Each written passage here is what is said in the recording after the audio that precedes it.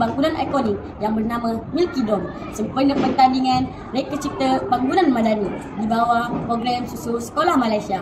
Bangunan kami berbentuk bulat seperti kubah dan mempunyai 2 buah jambatan. Bangunan ini mempunyai mereka bentuk yang sangat unik dan menarik perhatian orang ramai. Konsep asas bangunan ini ialah kesatuan dan perpaduan. Bentuk kubah bulat melambangkan kesempurnaan dan ketenangan, manakala jambatan pula melambangkan hubungan dan kerjasama antara manusia.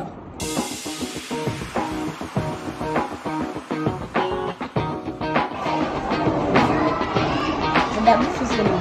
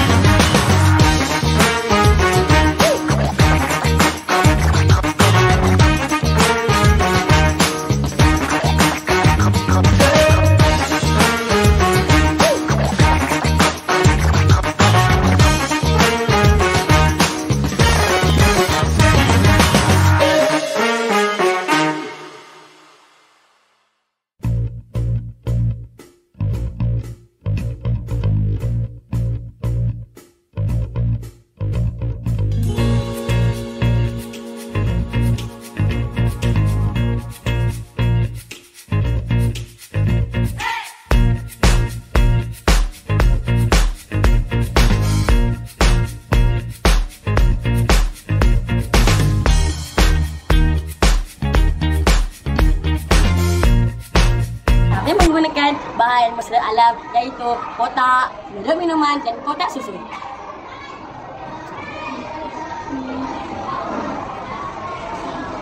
Setiap bahagian bangunan kami ada maksudnya. Mari kita lihat. Kami pilih bentuk bulat seperti kubah kerana bagi kami bentuk ini menarik dan bersimbolik.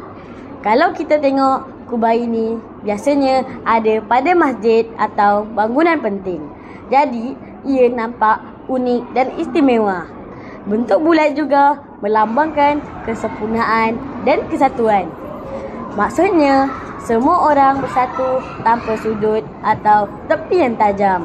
Selain itu, bentuk bulat ini boleh menunjukkan keharmonian dan ketenangan. Kami juga suka sebab bila bentuk bulat, udara boleh bergerak dengan baik dalam bangunan. Jadi, suasana lebih sejuk dan selesa. Jadi, sebab itulah kami pilih reka cipta bentuk bulat untuk bangunan ikonik kami.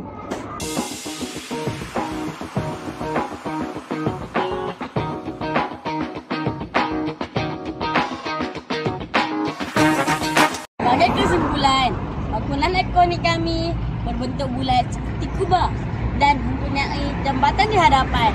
Bentuk kubah ini melambangkan kesempurnaan. Melalui pertandingan ini, kami belajar bahawa kreativiti dan kesihatan saling berkait.